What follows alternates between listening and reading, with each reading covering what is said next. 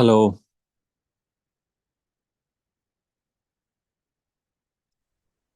Yes, sir. Good evening. Yeah, we're just waiting for her to join.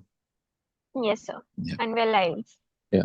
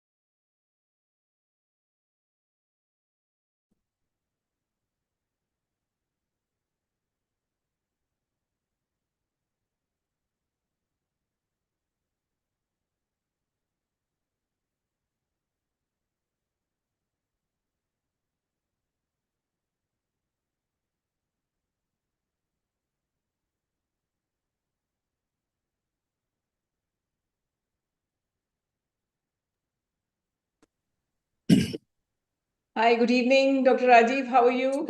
Good evening, Dr. Bhavna. I'm so happy that you're there. You're still at your workplace? Yes. We had an income tax inspection today, and then the molecular MDT also happened to be today. I had forgotten. Yeah. Oh dear. Okay. But So we I had a think, lung and GI panel kind of, okay, that is great. I think that's where the maximum utility, Yes. lung, GI, ovary. Yeah. So I think the audience is a mixed audience. So especially, people who are not medical oncologists, who are not oncologists, for them to understand why we need everyone's inputs and what are Yes. the challenges we face in India, and you know it better than anyone else. So I think it's already live. I'll introduce you. ठीक है. So uh, just wait.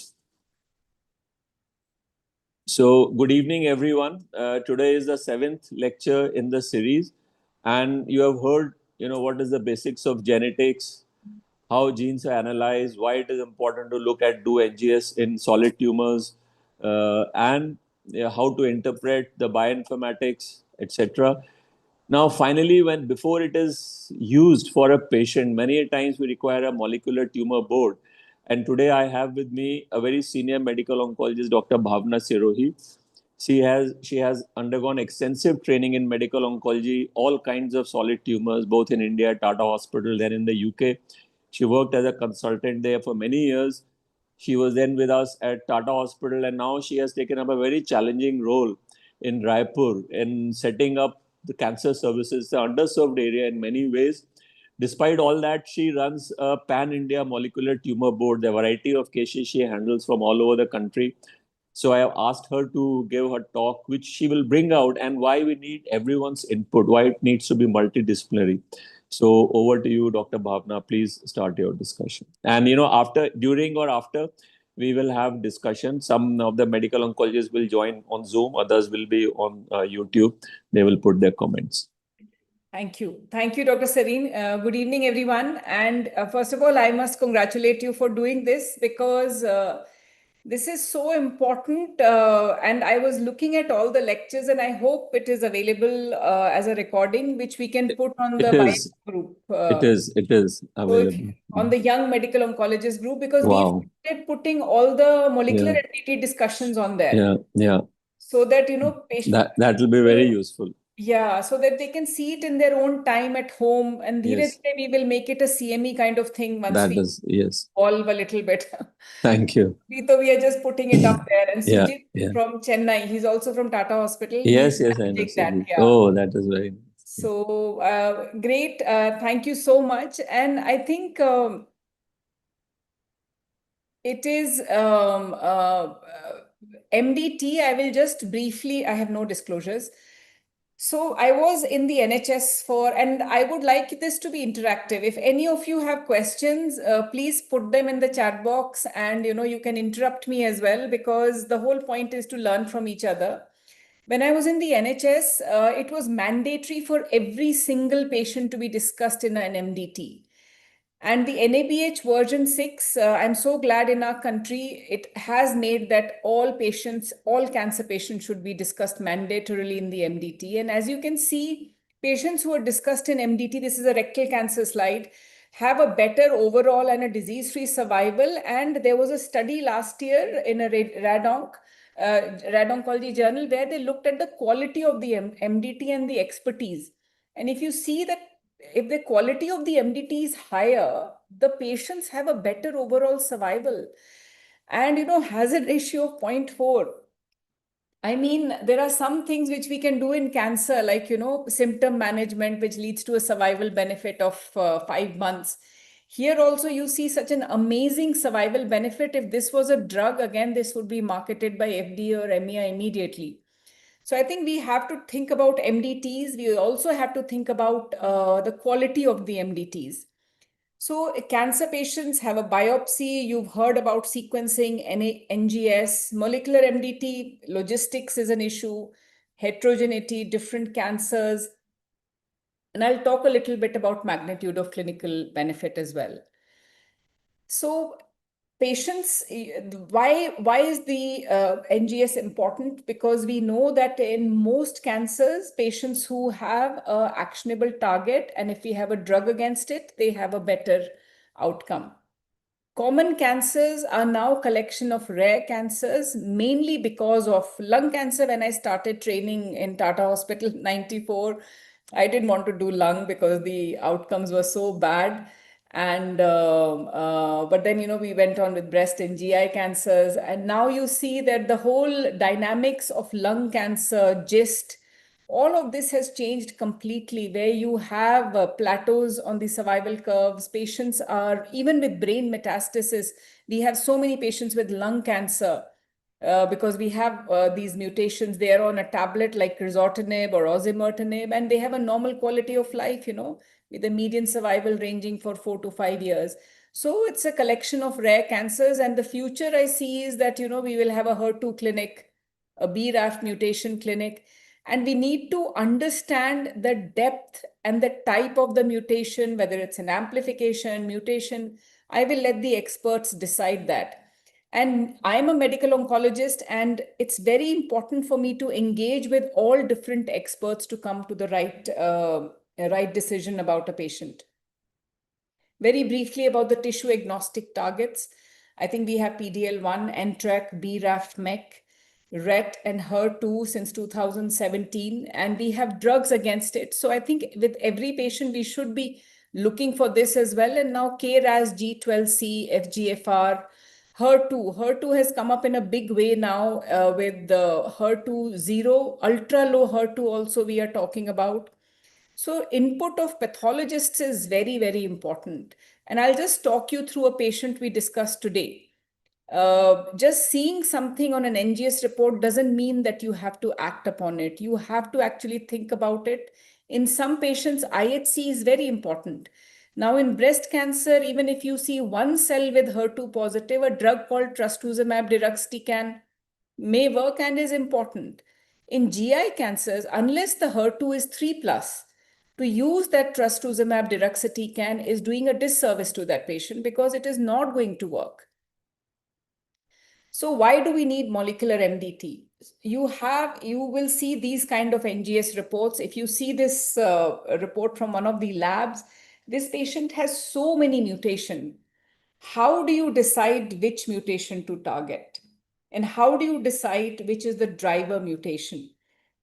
So I think this is something we need to make sense of these reports. Then you get the report and the report recommends a treatment. And then the patient comes to us in the clinic and says, you've done such an expensive test. Now the test recommends this treatment. Why are you not giving me this treatment? So, all of these are dynamics that we have to navigate through as a group. I was part of this study and part of the ESMO Precision Oncology Working Group. So you look at the NGS processing, you do the functional classification, clinical actionability we'll talk about a little bit later on. Very important that you look at other diagnostic assays which inform the molecular MDT, like the IHC report, patient's clinical history, preferences and clinical state. What is the performance status of the patient at the time that the patient is being discussed? Whether you have access to drugs in your country. And then you bring this to the molecular tumor board and where the recommendation is made. So we run this molecular MDT almost every week. We had the meeting today, and I learn the most. I find the MDT is quite exciting, and they're educational as well. And we discuss rare cases. We had a NUT1 positive patient today. So every alternate MDT, we have a patient where we have to do a lot of thinking and sometimes spend half an hour on just one patient trying to come up with a decision as to what is best for this patient and provide patient-centric, clinically meaningful treatment recommendations. I think that is very important, that the recommendation has to be clinically meaningful to the patient. Expertise, of course, is very important. Technology and regulatory aspects, of course, are important as well. The challenges that we have, this applies to India and everywhere else in the world as well. Which patient needs a multi-gene panel versus single gene test? Whether it should be a 5 to 6 gene panel, 15 to 20, and we can go on discussing about that. Whether it should be DNA based or RNA based. If you have access to a drug and you're looking for a fusion, then you have to request a test which is RNA based. The other thing I faced in India here was, how is the tissue stored? Whether it's in a neutral buffer, formalin. We send the test and the test went to US and they said they can't find any DNA because the way it was collected, the sample was collected with a liver biopsy, put in full formalin. So all of these things, when you are starting out in a new place, maybe a small town, small center, you have to look at right from the beginning where the tissue is collected, how it is fixed, how it is collected, and how you are processing it.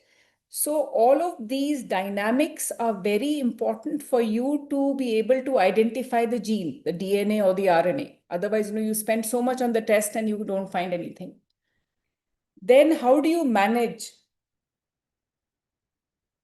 mutations which are inconsistent with family history? Because you will have NGS reports which just throws up BRCA mutation, CDH1 mutation, and the patient has not been counseled or consented. So all of these dynamics, I think Aparna, Dr. Rajiv must have spoken to you about that. These are very, very important considerations. VUS, again, we will not discuss today. And does every actionable target need targeting? That is the key question that the molecular MDT decides. Yes, you have a target, but the patient is on treatment, which actually in first line has shown an overall survival benefit. So would you target the target or would you give something which is time tested and proven? So I think these are all discussions, and of course, patient choice is very important. And the last thing is managing patient expectations after a very expensive test. Counseling is very important before you order the test. that in every cancer, it is different. In I would say in GI cancers, there's almost a 50%, 60% chance, I tell the patient, that we'll find nothing. It's very important that counseling is done, that we are ordering this test, but we may find nothing. But if we find something, we'll be able to target it. We have this ESMO recommendations on clinical reporting on genomic test results for solid cancers. I think to understand the NGS reports, you could read that. The composition of a molecular MDT, of course, the oncologist is important. The molecular biologist, somebody who understands a bit of bioinformatics, a clinical geneticist, extremely important. And we are very blessed to have at least 4 or 5 geneticists from across the country who join the molecular MDT. A molecular pathologist is very, very important. Phenomic specialist is very important to review the pathology reports and also look at the molecular pathway as well. So MDTs are not very well established in our country or most low and middle income group countries. And it actually provides a platform to discuss complex cases. And like I said, makes recommendations as appropriate for genetics reference and other, whether we can identify a trial for patient. I think once every month we do identify a clinical trial which is available within India for a patient, and that is like a win-win. Last MDT we found a patient with lung cancer. A trial is running in TMH Varanasi, so the patient was able to travel there, which is a great thing for the patient. If we were not doing the MDTs, we would not have known about it. Challenges are getting the right expertise. And of course, the technical limitations of the pathology material, identifying the potential germline variants. In one of the MDTs, we had a mutation which was labeled as VUS, but Dr. Aparna Dhar was there and Maushmi Suryavanshi. They both looked at the reports and they said that it is no longer a VUS. So how often do we go back to the report? We hardly do, actually. And the other limitation is, our patients keep traveling. Like my patients will be in Bombay, Delhi, Chennai. So all of that dynamics also comes into place. But a VUS has to be tracked because an uncertain significance can 6 months later become significant, or, a few years later become significant. So I started working with the MDTs when I worked with the 100,000 Genome Project in London at Sarah Cannon, at the Marsden and Barts Health. And we started this virtually in 2001 in India. And in the beginning, we were literally swimming in mud, how to make sense of these reports with so many mutations that were thrown at us. And how do we counsel patients what to do? And we still struggle with it. But when we discuss this collectively, it becomes a collective responsibility.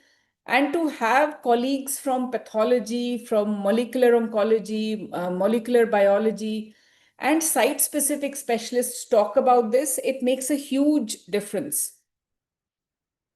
So all oncologists are allowed to get cases from all over the world now, Nepal, Bangladesh, Russia. We have various countries. And what we try and do is we make evidence-based recommendations with a stat peer review. And in India, like I'm lucky that I do only GI and breast cancers, but most of us are not lucky to do only 1 or 2 cancers because India is short of at least 3,000 to 3,500 medical oncologists. So we don't have the luxury to say, I will only treat 1 or 2 types of cancer. So to provide care, we have to treat all types of cancer. So in a place like Tata Hospital, where the volumes are high, it is possible to treat breast cancer or GI cancers. So in an MDT, it's important, what we made sure is that we have a site-specific oncologist.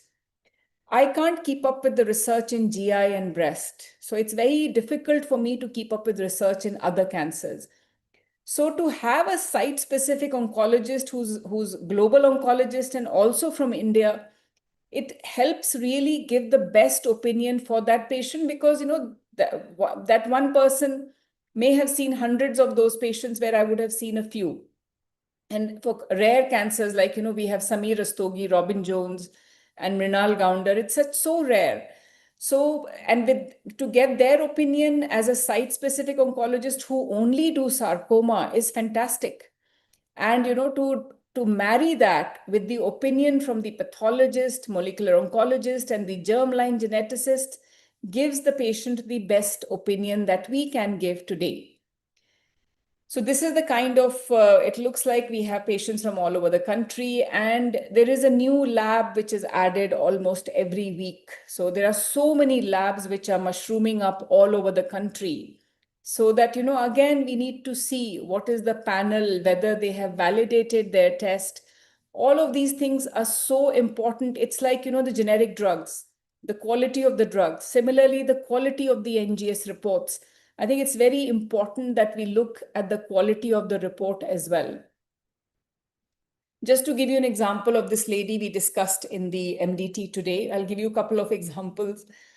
So this lady has a metastatic intrahepatic cholangiocarcinoma, started on first-line therapy, which has shown a survival benefit. PD-L1 positive, but then picks up this fusion. The NGS report picks up this fusion. And again, the patient is keen that, I don't want to have IV chemotherapy. I'd rather go for targeted therapy. So again, having that discussion when a patient has already started on a treatment which has an overall survival benefit, I would recommend giving this in second line. And all of these drugs, by the way, even though they are oral, they are very toxic.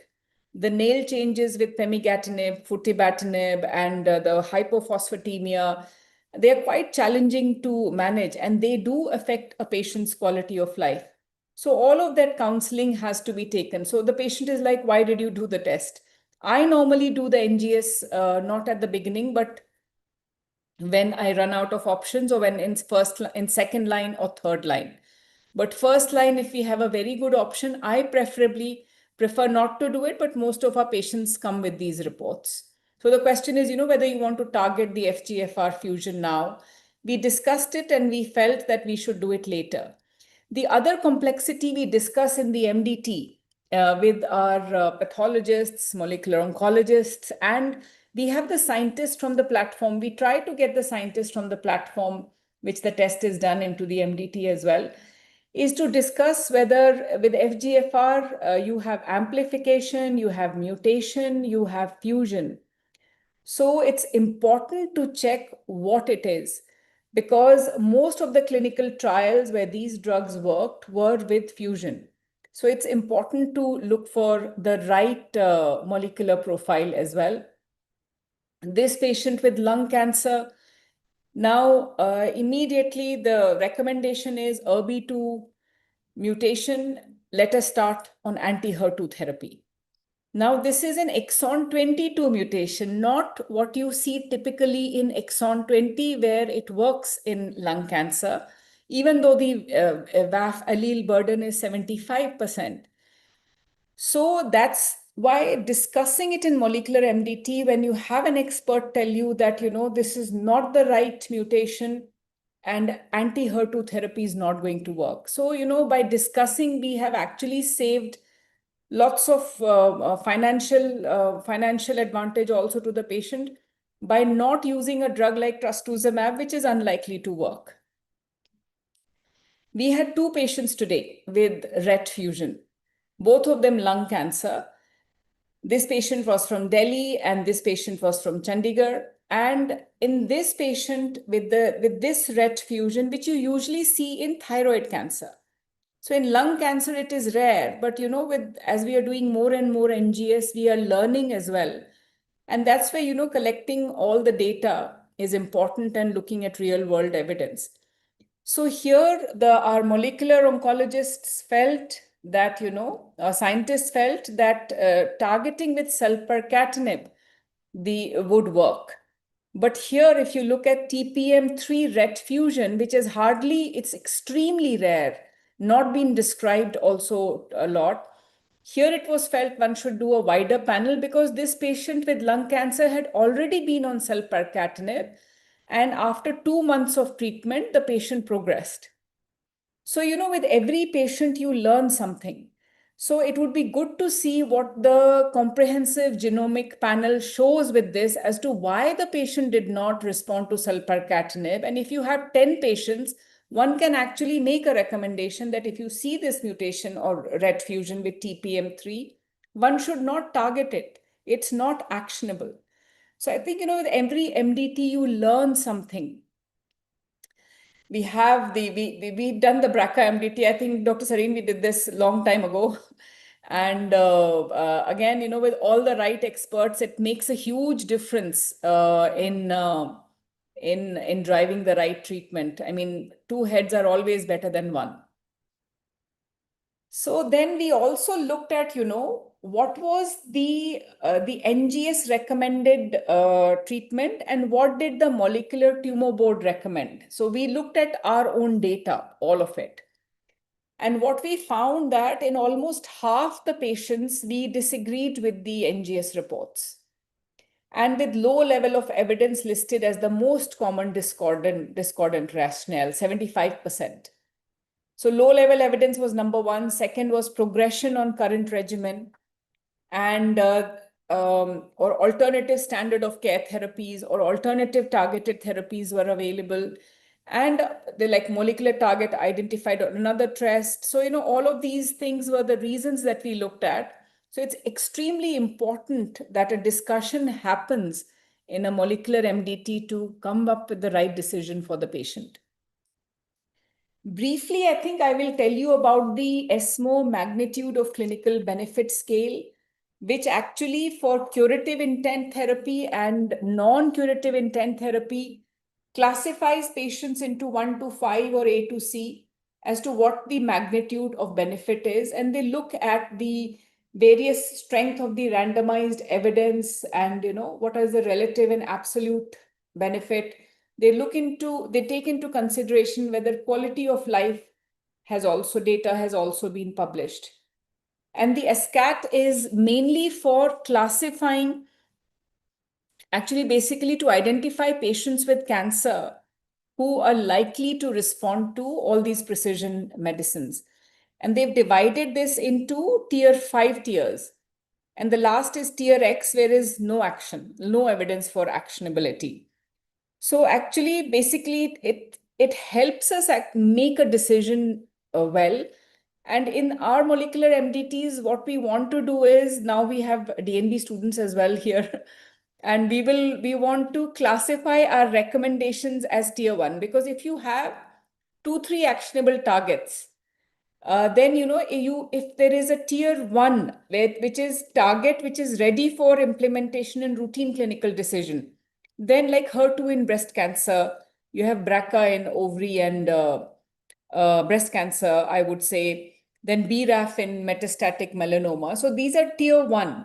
So you would always prioritize tier 1 to a tier 2, which is, agents which are likely to define patients who would benefit, like PTEN pathway. They're likely to benefit, but there is no evidence. Tier 3 is clinical benefit previously seen in other tumor types, like, BRAF in non-melanoma cancers. So like BRAF in colorectal cancers has become has come to first line therapy now. And there is randomized evidence to show that, it does work with BRAF V600E mutation. Again, it's important to look not for just BRAF, but what is the mutation? Because the evidence is in BRAF V600E mutation. So SCAT actually guides us in making the right decision for the patient, and also in it's a scale for clinical actionability actually, and prioritizing the decision making. I think one should not forget. So even if you use ESMO MCBS and adapted and a modified version is adapted for health technology assessment, and I know a lot of medical oncologists may be on the call as well. An analysis of the European Medicine Agency cancer drug approval showed that almost 90% of treatments did not meet the threshold, actually. So the drug development is generating very expensive drugs, but is failing to deliver clinical improvement to patients. So we must be mindful of this as well, and also recommend treatments which actually are going to help our patients live longer with a better quality of life. I love this slide from Professor Tanak. 1,000 patients undergo genetic testing. Maybe 300 have a targetable mutation, 100 receive a matched drug, 1 to 30 respond. So one should be mindful of the shrinking denominator as well. So I love our MDTs because every person on the MDT we have makes a decision which takes into clinical evidence, availability, cost, and a lot of other things which we discuss as well. So one of the patients that Dr. Mehta presented today, cost was an issue. So then we think of another form of treatment that can be given. Osimertinib is not feasible, then you go for geftinib or erlotinib. So we try and prioritize that because the oncologist who's presenting knows their patients as well. So I think the decision has to be tailored to the patient as well. And I think this patient engagement is very important, and we should generate real world evidence with all of the data that we are collecting. And of course, I'm extremely grateful to you must learn to collaborate. To go fast, you go alone. To go far, you go together. Thank you. And you must visit this Common Sense Oncology website and read the papers, because very, very important that for our patients, we have to deliver the decisions and the treatments in the MDT, which actually help them live longer, as I said. Thank you. So thank you very much, Bhavna. You touched upon very important points. I'll pick up on few keywords you said. You said these molecular test labs are like generic drugs. Yeah. It took us many years before we could figure out which we have to use generic drugs, before we could figure out which generic drugs we can use, which ones we should not use, which we should be very careful. Yes. So how an average practicing medical oncologist, how can they sense? I mean, can you give some advice, what, because when the patient, it's an expensive test. Patient has already spent that much money. It's not easy, okay, let us repeat it again. So are there some tips that you can give? If they follow that, it will be easy for them to at least tell the patient or caution the patient or act upon it before they decide, because you run a molecular tumor board, every patient may not be reaching to you. These tests are done by the thousands every month. So, when did you realize these tests could be wrong or not appropriate? Can you sense it now looking at the report? So, like in my mind, we did the same with the generics that time. Yeah. We looked at whether they had an FDA-approved plant, a Yeah. WHO GMP facility. So we made those criteria. I remember in 2009-10, Yeah. if they don't fulfill that criteria, we will not send. Similarly, I think for some of the labs, like in my mind, I have kind of blacklisted. So Okay. labs doing chemosensitivity. Yeah. I mean, that's the holy grail for a medical oncologist. I mean, they don't have organoids, spheroids, Yeah. nothing. And they Yeah. tell you that, this drug works, platinum works, this works. So that is, again, a red rag. You should just Yeah. stay away from that lab Yeah. completely, I Yeah. feel. Very. They should have some data on validation, and their scientists should be able to engage with you, I feel. Yeah. Very important. If the scientists are happy to come to the molecular MDT and take critical feedback, like we have about, I would say about 10 to 15 companies in India, where the scientists are very happy to engage with you. They're happy to go back and look at their data set as well and see, and, take critical inputs from, people like Aparna, who's been here, Yeah. Maushmi, Yeah. and Dr. Anurag Mehta, all of, so we have kind of collectively, I would say that, validation of data set is very important. They have to have some form of R&D, some publication. And so that evidence, I feel, is very important before you choose that lab. And chemosensitivity is a definite no-no. And FDA approval, I know it doesn't mean a lot, but I think it's important because they Very. have actually worked very hard to get the FDA approval and have these validated data sets as well. Yeah. But those tests are very expensive. Yeah. Again, I would not, we should not practice desperation oncology. You know, patient has a poor PS, bilirubin 20, and you send an NGS. And by the time report comes back, the patient is gone. Yeah, Or, that's very important. whatever is recommended, you can't give. Yeah. So I think we should think twice before ordering the test. Because like my patients, 90% are Ayushman here. I really think, we get free coupons from these companies. They give you these coupons saying that it's free. But I'm like, how will my patient afford the treatment, even though the coupon is free? So I think we must be beware because it's a vested interest of the company. So, another very important slide you showed that in your own experience, based on the genetic test, NGS test, what therapy was recommended, half the times you did not agree with that. So, Yes. Anna, you mentioned many reasons, the clinical context. Sometimes people who are purely from the lab or genetics background, or young medical oncologists who haven't seen a large number of patients, so they don't really understand. So what is your message to trainee medical oncologists or young medical oncologists, why they should not just look at that? Because so can you just address this issue in more detail? Yeah, I mean, the most common thing is germline BRCA, in colon cancer. I mean, we had 3 patients in one of the MDTs, and everybody was on olaparib. And in fact, the trial itself was negative. There is absolutely no evidence. Even though the report is recommending it, you have to still, look at the clinical evidence, because, people have used it, it hasn't worked. There has been a trial which has been negative. Similarly, ATM mutation in prostate cancer. Again, it works there. It doesn't work in breast cancer and pancreatic cancer. So I think we have to be very careful. The best advice I could give to our medoncs is, reach out to your colleagues. So, one catchword is that it is tumor agnostic. Just look at the mutation, forget the tumor. Yeah. Okay. So, when that could be a trap sometimes, because that is what is catching on. Just look at the gene and the mutation and then just forget the tumor.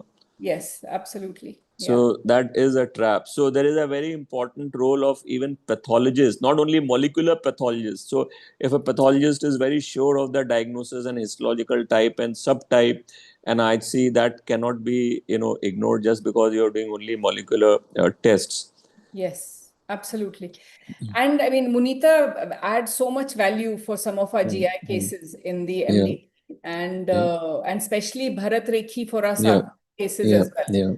So no, we mustn't forget the role of pathology. Pathologist, there are so many things that is very important. Now, you said many other very important things. One was that the patient's performance status is not there, or sometimes those who don't have a medical oncology background say, oh, this is oral tablet, you can give it. And the one word you use is desperation oncology. I really liked it. I must have been used, but I have heard it for the first time. I really liked it, and that actually happens in India many a times. So that people should be cautious about. Absolutely. And also, I mean, this is something which we see in our MDTs quite a lot. They are like, performance status acha hai, young hai, we must do something.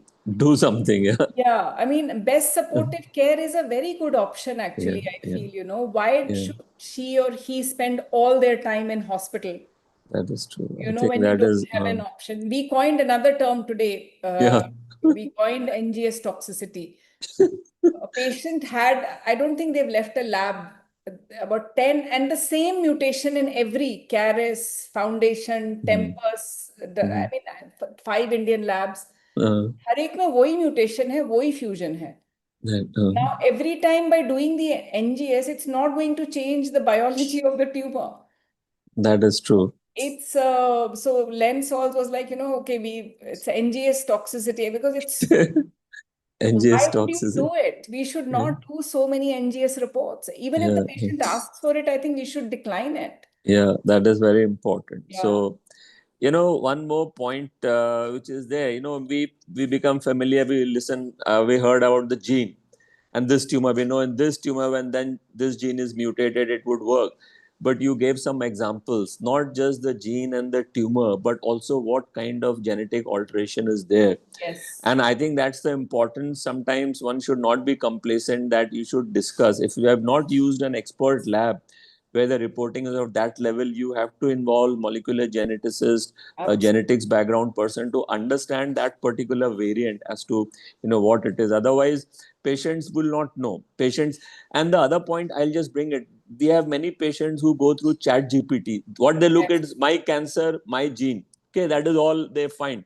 Yeah. And then they do Chat GPT or something else, Google, and then they come. Yes. Do you face such patients, and how do you handle them? So that is actually quite common. And, patients come from Bombay to Raipur as well with these reports. I think I respectfully say I agree to disagree with my colleague. Like this patient with, ERB2 mutation, everybody said in the molecular MDT should not target. But the patient has come with a recommendation of having, bevacizumab, trastuzumab, platinum. So then, one has to just document it, agree to disagree, and then, say this is our recommendation, and without criticizing your colleague, of course. Yeah. And say that this is my viewpoint and this is the treatment that you should have. And this has been discussed with, experts from around the globe and in the country as well. And this is what we feel. So I think the molecular MDT gives you strength to say that, we've discussed this amongst a group of 30 to 50 people who all agree that this should be the... So the MDT also gives you a platform to voice your dissent or concern and opinion. Yeah, that is true. So that is also there. I'll just read out some questions in the chat box. Pratibha Sahu. So good evening. A query. Why there is a shrinkage of denominator? Do we have to search for a better diagnostic tool than NGS? Because many times we do, and patients are feel dejected. We did an expensive test, you did not find anything actionable. And even they said it is something actionable. Half the times in molecular tumor board, you're saying, no, we will not give you this drug. So that's... Oh, I mean, I think it's to do with the evidence that we generate. And what is not actionable today, like KRAS is something G12C was not actionable 3 years ago, but it's actionable now. You have pan-RAS inhibitors, but we have to generate the evidence for that. I mean, we can't subject our patients to blindly to medicines where, we have no clue. I mean, all these drugs are very toxic. Yeah. Expensive and toxic. Expensive, toxic, and quality of life is shot to pieces. On olaparib, patients are tired all the time, getting blood transfusions, and so it's quite tough. I mean, I had a lot of young girls on olaparib, 300 milligram twice a day. I mean, zero quality of life. So we must be mindful of that also. So that's a very important point you raise, that you also think of patients' quality of life. Another question is that because the FDA approval matters for companion diagnostics and everything is not as part of companion diagnostics. So then accreditation with CAP or NABL accreditation, do most of the labs that you use, do they really prominently say that, or you all in the molecular tumor board, you look at it, all those things, how do you know that? So we do look at it, but there are a lot of new labs which are coming up, which not CAP accredited, not NABL accredited. So we share the reports usually by Wednesday with our molecular team. Like we have Maushmi, Om Shri from Tata Hospital, Aparna, and all of them. So they review the reports and they will come back with the, with a complete, like, all the patients I had a report, that this is reporting is incorrect. Fusion partner is not mentioned. Things like that. So you get that vetted by someone who's an expert in the field. Who's an expert, because I have no clue. That is so it's important to, multidisciplinary input is extremely important to do that. See, I think for the audience, so let me say that many of us do not have the humility, Indian doctors. Many of us are pattern. The report, we will do that. So someone has experience as Dr. Bhavna, who has a wealth of experience and an expert in, then she also says, I do not know. So don't feel bad in saying, I have to check on this. The patients actually appreciate. If you tell them that, I need to check on this, I need to consult others to be sure whether this treatment will really work for you or for your sister or for your mother. So there is no, don't feel bad about it. Sometimes when we are young, we feel bad about it, telling that, well, I don't know. Yes, absolutely. That is, it takes time for us to come to that level to develop that, Yes, humility. that's true. So the other medical oncologist, I have one young medical oncologist who has just become a consultant at Tata Hospital, Dr. Karan Sood. So Karan, whatever we have discussed, would you like to, say something about it during your training and later on? How do you deal with this? And people who are of your generation who have just become passed out a year or two ago, how do you all deal with this? What is your approach? Bhavna has, few decades of experience. You all have few years of experience. Absolutely, sir. Yeah, Mm, absolutely. I mean, mm, it's always a pleasure to, listen to Dr. Bhavna and, the expertise that comes in the MDTs on Fridays. yeah. We all look Okay. forward to those. Oh, good. I think during my DM days, Fridays used to be one of those days in the evening that, we had to clear our OPDs and, get to those tumor boards. And also, I think Wednesdays, Tata also does a morning tumor Yeah. board at 9 Yeah. o'clock. Yeah. Yeah. That has also been very helpful for, residents. And I think we've evolved. I think I've evolved from not knowing anything to words like molecular noise, which were Oh. coined in the MDT, and today learning about NGS toxicity.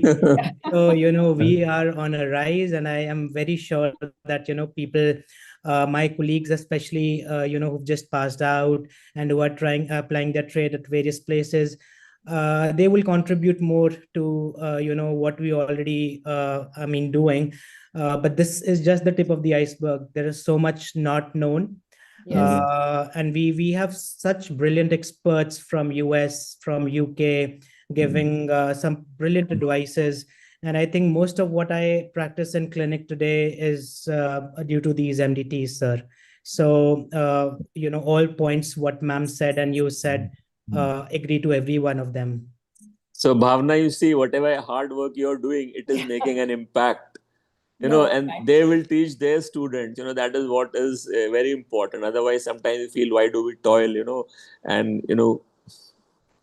So, I think one point which you mentioned, but, I need to also say that and elaborate. There is no single hospital in this country where all the expertise is available. It may be Yes. available, but may not be available at that point of time.